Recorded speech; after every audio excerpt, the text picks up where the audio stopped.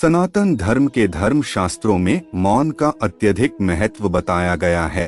कहा गया है कि व्यक्ति को अपने जीवन में अधिक से अधिक मौन धारण करना चाहिए।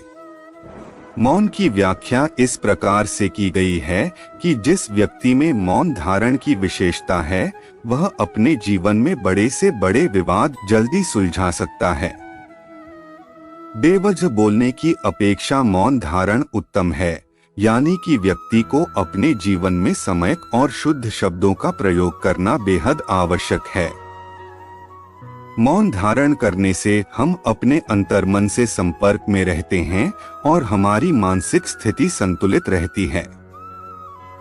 लेकिन क्या जीवन में हर समय मौन आवश्यक है?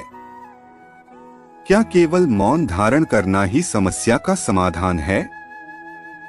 इस विषय में भगवान श्री कृष्ण ने भगवत गीता में बड़े ही विस्तार से बताया है और आज हम इसी विषय पर चर्चा करेंगे।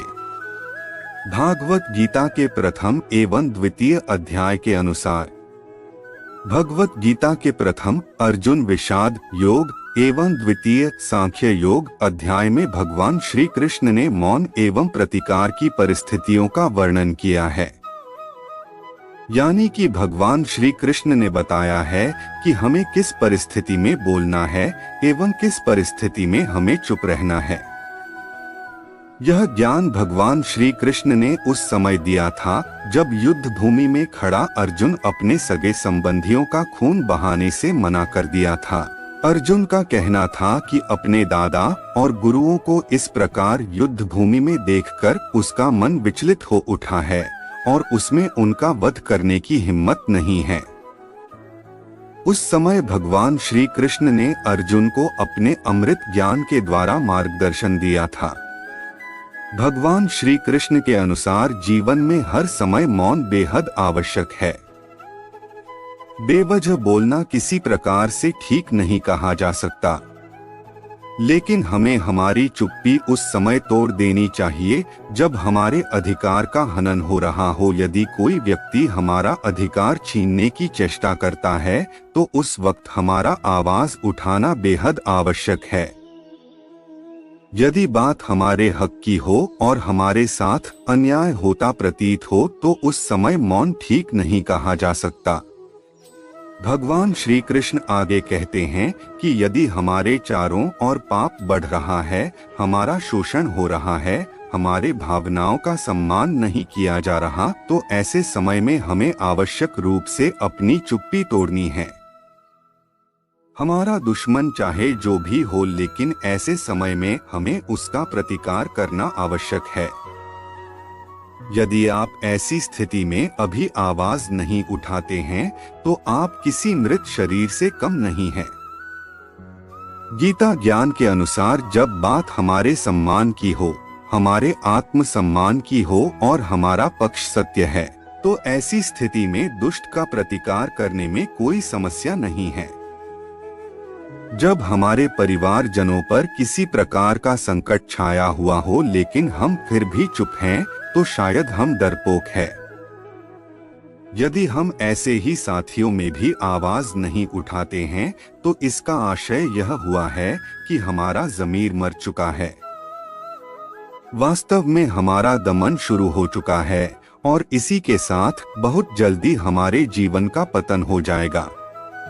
ऐसी स्थितियां आज हमारे चारों तरफ देखी जा सकती है, जब समाज के ऊंची जाति के कहे जाने वाले लोग दलितों के साथ अन्याय करते हैं, जब सत्ता में आसीन राजनीतिज्ञ अपने भ्रष्ट नीतियों से जनता का पैसा खा जाते हैं, लेकिन फिर भी किसी में उनका प्रतिकार करने का साहस नहीं होता, जब हमारे समाज के लोग बेवजह हमें परेशान करते हैं, हमारे लिए बुरे शब्दों का प्रयोग करते हैं, जब हमारे समाज में लड़का लड़की पर भेद किया जाता है, जब हमारे समाज में कुछ लोगों को शिक्षा जैसी चीजों से वंचित रखा जाता है, ऐसे समय में हमें किसी से डरने की कोई आवश्यकता नहीं है। ऐसे समय में हमारा आवाज उठाना बेहद आवश्यक है। भगवान श्री कृष्ण के अनुसार भगवान श्री कृष्ण के अनुसार इस संसार को अधर्मी से इतनी हानि नहीं होती जितनी धर्म जानने वालों के मौन से होती है। यानी यदि आपको पता है कि सत्य क्या है, लेकिन फिर भी आप चुप हैं, तो अन्याय करने वाला दोषी नहीं है, आप स्वयं दोषी हैं। यदि समाज में कोई भी व्यक्ति अपनी सीमा का उल्लंघन करता है, अन्याय करता है, तो ऐसे व्यक्ति को सबक सिखाना बेहद आवश्यक है। महाभारत के युद्ध स्थली में भी ऐसा ही हुआ था, क्योंकि जब द्रौपदी का चीरहरण हुआ तब राजसभा में एक से एक ज्ञानी व्यक्ति बैठे थे।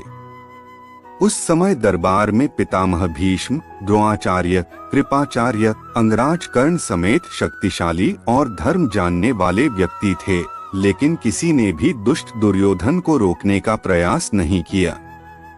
दुर्योधन तो दुष्ट था, पापी था, अपने मामा शकुनी की बातों से प्रभावित था, इसलिए उसे चीरहरण अपराध प्रतीत नहीं हुआ।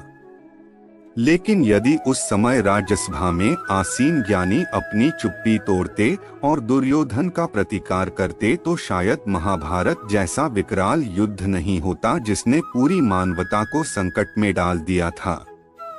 इसीलिए प्रत्येक मानव के लिए यह आवश्यक है कि उसे अपने साथ हो रहे न्याय और अन्याय का संपूर्ण ज्ञान हो। व्यक्ति को यह पता होना चाहिए कि किस समय मेरा शोषण किया जा रहा है और मुझे इसका सामना करने की आवश्यकता है।